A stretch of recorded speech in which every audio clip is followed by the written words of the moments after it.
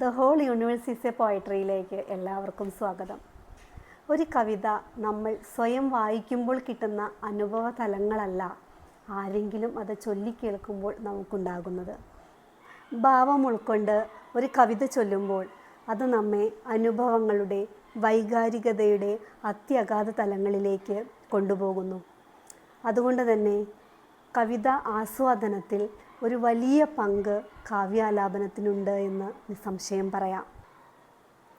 The whole universe is a പോയട്രിയിൽ ഇന്ന് പരിചയപ്പെടുത്തുന്നത് എല്ലാവർക്കും സുപരിചിതമായ ഒരു ശബ്ദത്തിൻ്റെ ഉടമയെയാണ്.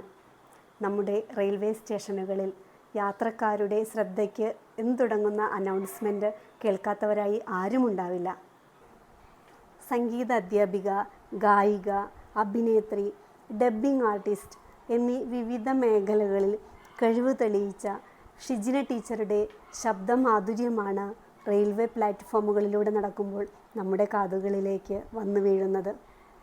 ഇന്ന് ടീച്ചറുടെ ശബ്ദമാധുര്യം ഒരു കവിതയിലൂടെയാണ് നമ്മൾ ആസ്വദിക്കുന്നത്.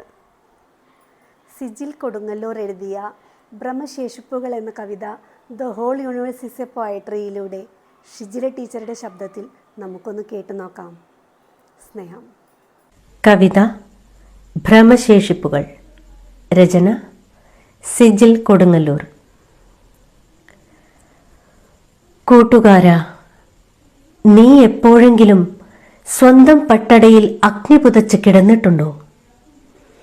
സ്വന്തം അസ്ഥികൾ പൊട്ടുന്ന ശബ്ദം കേട്ടിട്ടുണ്ടോ? നിലാവിൻ്റെ വറ്റിയ തൊണ്ടയിൽ നിന്നും പ്രണയിനികൾ ഇറങ്ങിപ്പോകുന്നത് കണ്ടിട്ടുണ്ടോ? നിലാവിൻ്റെ വറ്റിയ തൊണ്ടയിൽ നിന്നും പ്രണയിനികൾ ഇറങ്ങിപ്പോകുന്നത് കണ്ടിട്ടുണ്ടോ? പട്ടിണി പെരുത്ത് പകലറുതികളെ തിന്നു തീർക്കുന്നവരെ കണ്ടിട്ടുണ്ടോ? പട്ടിണി പെരുത്ത് പകലറുതികളെ തിന്നു തീർക്കുന്നവരെ കണ്ടിട്ടുണ്ടോ?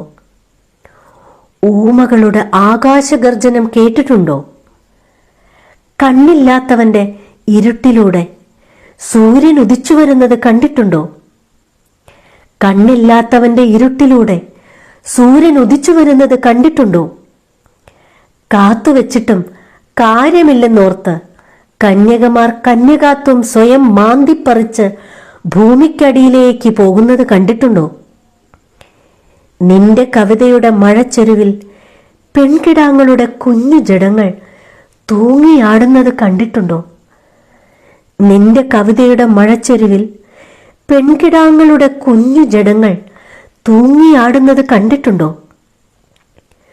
വ്യഭിചാരത്തിന് ശേഷം തെരുവ് പെണ്ണ് ഇരുട്ടിൽ ഒറ്റയ്ക്കിരുന്ന് കരയുന്നത് കണ്ടിട്ടുണ്ടോ?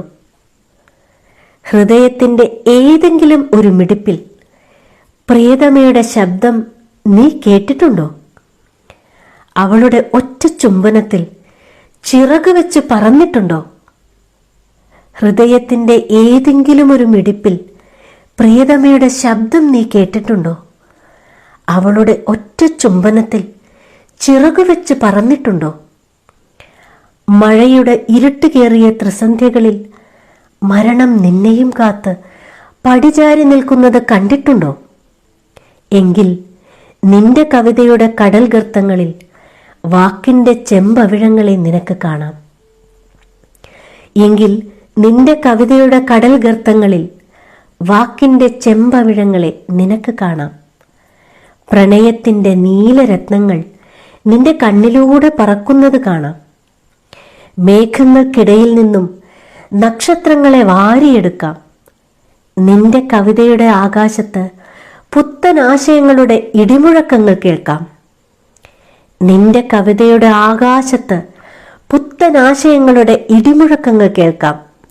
എഴുതുക, എഴുത്താണി വിരലിലെ മാംസത്തിൽ ഒട്ടിപ്പിടിക്കും വരെ.